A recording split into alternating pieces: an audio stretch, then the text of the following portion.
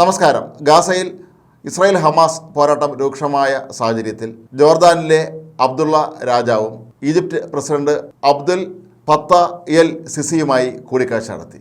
ഇരു രാജ്യങ്ങളും തമ്മിലുള്ള ഉഭയകക്ഷി പ്രശ്നങ്ങൾ കൂടാതെ ഇരു നേതാക്കളും ചർച്ച ചെയ്തത് ഗാസയിലെ പ്രശ്നത്തിന് എങ്ങനെ അടിയന്തര പരിഹാരം കാണാം എന്നുള്ളത് തന്നെയായിരുന്നു.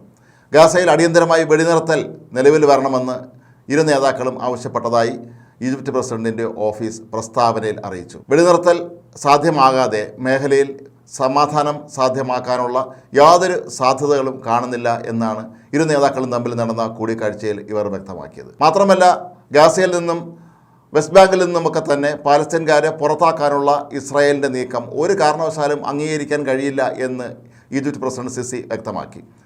ഇത് ഈജിപ്തിലേക്ക് അഭയാർത്ഥി പ്രവാഹം വർദ്ധിപ്പിക്കും എന്നുള്ളത് ഒരു പ്രധാനപ്പെട്ട കാരണമാണ്.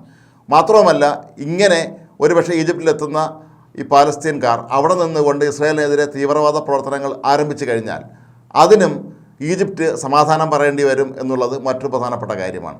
1979 ഈജിപ്തും ഇസ്രായേലും തമ്മിൽ ദീർഘകാലമായി ഉണ്ടായിരുന്ന ശത്രുത അവസാനിപ്പിച്ച് കൊണ്ടുള്ള കരാറിലെ വ്യവസ്ഥകളനുസരിച്ച് ഇത്തരത്തിലുള്ള യാതൊരു സംവിധാനങ്ങളും അതിനുള്ള സൗകര്യങ്ങളും ഈജിപ്റ്റ് ഒരുക്കി കൊടുക്കാൻ പാടില്ല എന്നുണ്ട്.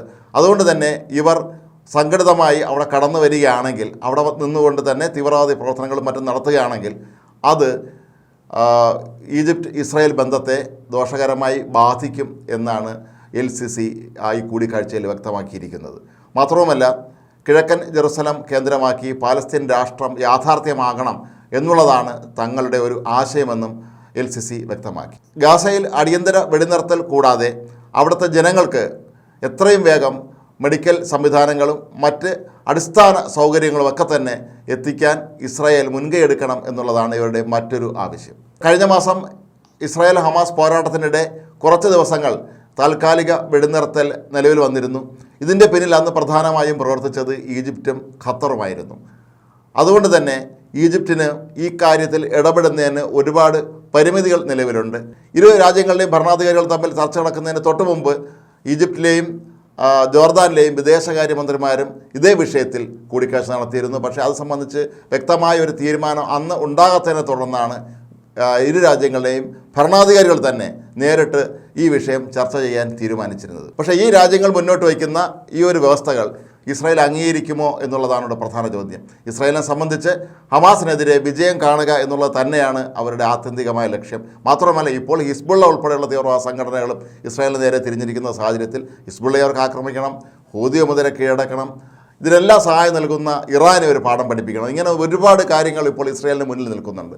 അതുകൊണ്ട് തന്നെ ഇത്തരത്തിൽ ഇവർ രണ്ടുപേരും തമ്മിൽ നടന്ന ഈ കൂടിക്കാഴ്ചയുടെ ഫലം എന്താകും എന്ന് ഇനിയും പ്രവചിക്കാൻ ബുദ്ധിമുട്ടാണ്. പക്ഷേ ഈജിപ്തിനെ സംബന്ധിച്ചോ അതല്ലെങ്കിൽ ജോർദാനെ സംബന്ധിച്ചോ ഒക്കെ തന്നെ ഈ യുദ്ധത്തിൽ അവർക്ക് നേരിട്ട് മറ്റ് പ്രശ്നങ്ങളൊന്നും ഇല്ലെങ്കിൽ പോലും ഇവിടെ നിന്ന് ഈ പാലസ്തീൻകാരെ പുറത്താക്കുകയാണെങ്കിൽ അവർ അഭയാർത്ഥികളായി എത്തിയാൽ ഈ രാജ്യങ്ങളെ അത് ദോഷകരമായി ബാധിക്കും എന്നുള്ളത് ഉറപ്പാണ്.